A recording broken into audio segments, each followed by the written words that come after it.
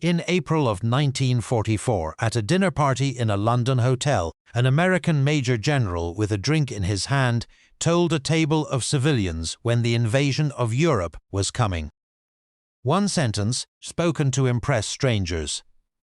The man who had to deal with it was his West Point classmate and friend of 30 years, Dwight Eisenhower, the one man on Earth carrying the full weight of that secret. What Ike did to his friend took less than a week and followed both men for the rest of their lives. And the ending, 4 years later, is the kind history almost never writes. He got his honor back, a piece of it 3 weeks before he died. The secret Henry Miller spilled was not a detail, it was the detail. By the spring of 1944, the entire Allied war effort balanced on one question: when and where the invasion would come, and an apparatus of deception unlike anything in history had been built to keep the enemy guessing. Fake armies, fake radio traffic, a clearance list so restricted it had its own code word. 160,000 men would cross the channel on the day, and their lives rode on the enemy being surprised.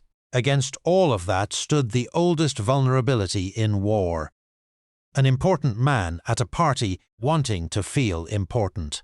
What makes this story hurt is who the two men were to each other. They had marched into West Point together in 1911, graduated together in 1915 in the most storied class the Academy ever produced, the class the stars fell on. 59 of its 164 graduates became generals: Eisenhower, Bradley, and Henry Miller, the capable, well-liked supply man who rose right alongside them. 30 years of friendship and one drunken sentence at Claridge's were about to collide, and only one of them could survive the impact. To understand the choice Ike made, first meet the friend he made it about. Henry Jervis Freeze Miller was no fool and no failure. A West Pointer of the class of 1915, he had built a solid 30-year career in the Army's air arm, not as a fighting commander but as the kind of officer wars cannot run without: a logistics man, a supplier, a mover of fuel and parts and bombs. By 1944, he wore 2 stars as Chief of the 9th Air Force Service Command in England, responsible for keeping the tactical air fleets flying. That would cover the invasion. He was trusted, senior, and inside the circle. That last part is what made him dangerous. Henry Miller knew roughly when D-Day was coming. The secrecy machine around that date was ferocious because it had to be. The Germans knew the invasion was coming. The only questions were where and when, and the entire deception, the phantom army opposite Calais, the double agents, the fake wireless nets, existed to keep those two answers dark. Officers cleared into the real plan carried a special designation, and the rule for them was absolute. Nothing, to no one, ever. Eisenhower had already shown he meant it. Others who talked carelessly were removed regardless of rank or friendship. Every man in the know understood that a sentence in the wrong room could cost thousands of lives on the beaches. On the evening of April 18, 1944, Henry Miller attended a dinner party at Claridge's Hotel in London, one of those glittering wartime rooms full of uniforms and gowns.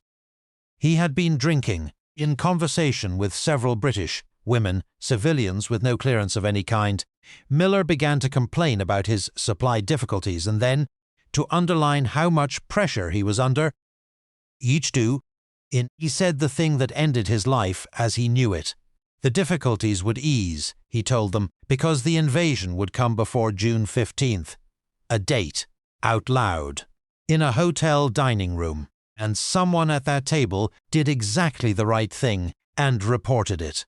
What happened when that report reached the Supreme Commander is the heart of this story, because the man reading it was not just Miller's boss. He was his classmate, his contemporary, a friend across 3 decades of the small pre-war army where everyone knew everyone. "We are getting to the decision," and to the letter Miller wrote begging, and to the answer Ike sent back, because Dwight Eisenhower now faced, in its purest form, the question that separates commanders from politicians. What is a friendship worth, weighed against 160,000 men in landing craft? He answered it in less than a week. Hold the arithmetic Miller's sentence was gambling with. The invasion set for early June would put roughly 160,000 Allied troops ashore on the first day from nearly 7,000 vessels, against defences whose entire weakness was that they were spread thin by uncertainty. If German intelligence learned the window, even the month. The divisions waiting at Calais could shift, the beaches could thicken with guns, and historians agree the cost would have been counted in tens of thousands of lives, perhaps the invasion itself. That is what, before June 15th, meant in the wrong ears. Nobody could prove the wrong ears had heard it. Nobody could prove they had not. The report climbed the chain fast, and by early May it was on Eisenhower's desk. Those who saw him receive it described a man caught between fury and grief. This was not an anonymous colonel. This was Henry, the class of 15, a face from the parade ground at West Point, from 30 years of shared postings and dinners. And Ike's response had to answer not only this leak but every future one, because if the Supreme Commander went soft for a friend, every loose-tongued officer in England would know the rules, bent for rank and connection. Eisenhower later admitted that few things in the whole war distressed him more than sitting in judgment on officers he knew. Then, he sat in judgment anyway. The sentence was swift and total. Henry Miller was stripped of his 2 stars, reduced to his permanent rank, and ordered out of the country, home to the United States, within 24 hours.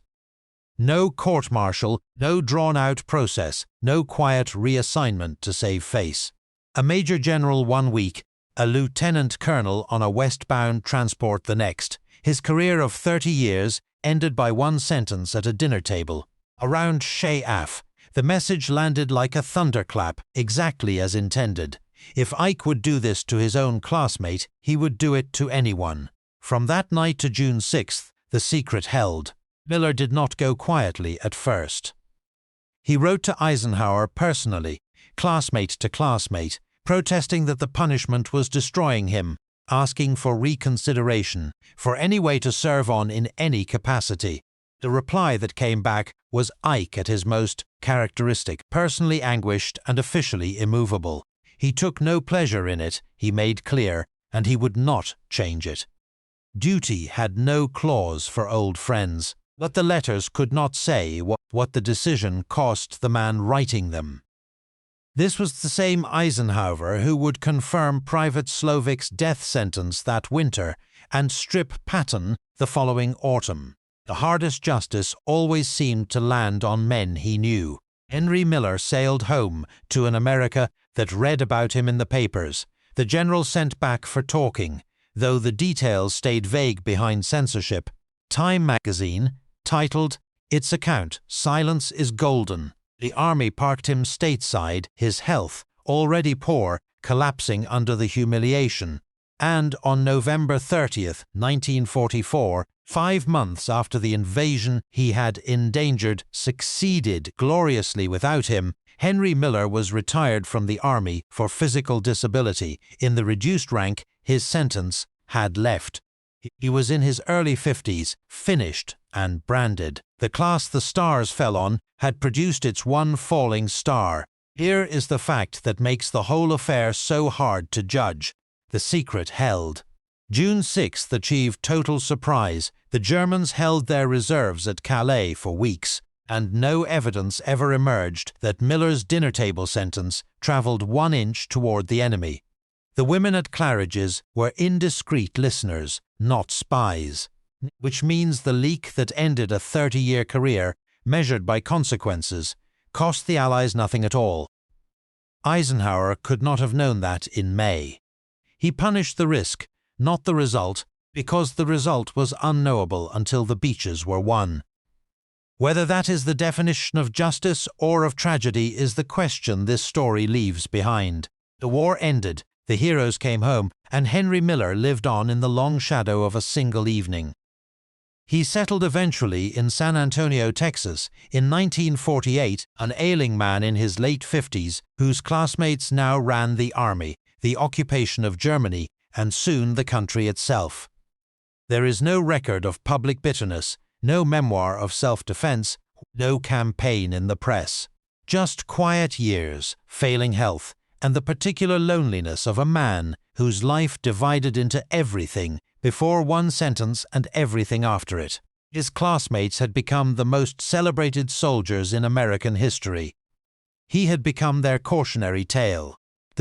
Then, in December of 1948, 4.5 years after Claridge's, the Army did something quietly merciful.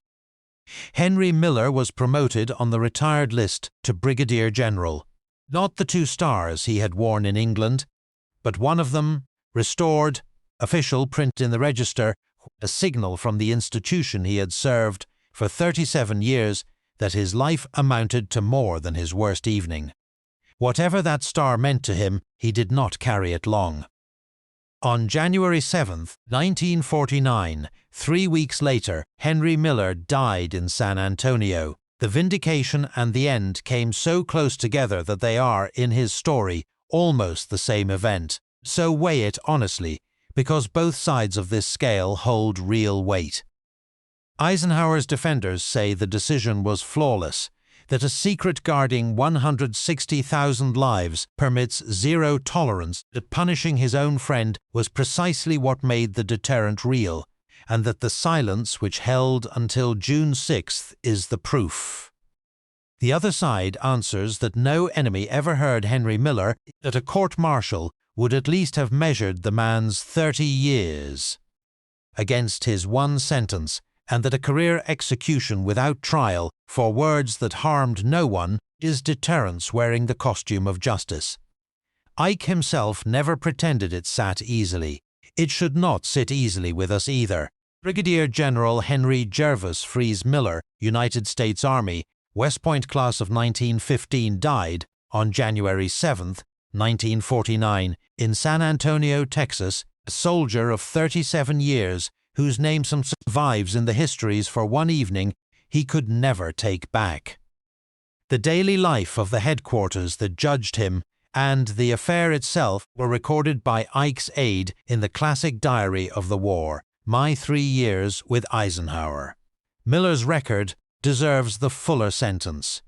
He helped build the air supply machine that kept the invasion flying. He took his punishment without public complaint, and the institution that broke him gave him back a star before the end. Remember the career, and not only the party. This channel has now told you 3 stories of Eisenhower's terrible arithmetic. Private Slovic, whose death sentence he confirmed to hold a breaking line. George Patton, his most brilliant friend, fired for what he said. And now Henry Miller, 30 years of friendship, gone in 24 hours for one sentence at a dinner party that no enemy ever heard. Ike carried all 3 for the rest of his life and never claimed any of them felt just, only necessary. That is what Supreme Command actually costs, and why so few men can pay it. The beaches were won, the secret held, and somewhere in San Antonio, an old classmate's star arrived 3 weeks before the silence. If your father, your grandfather, your uncle, anyone in your family crossed the channel on D-Day, kept its secret, flew with the 9th Air Force, or served anywhere in the invasion that sentence endangered, leave their name and what they did in the comments below. Don't just leave the name. Tell us one thing about them. One thing they did, one thing they said, one thing you remember. The men who were there deserve more than a name in a database. They deserve to be remembered as people. Subscribe if you want the next story. There are more of them.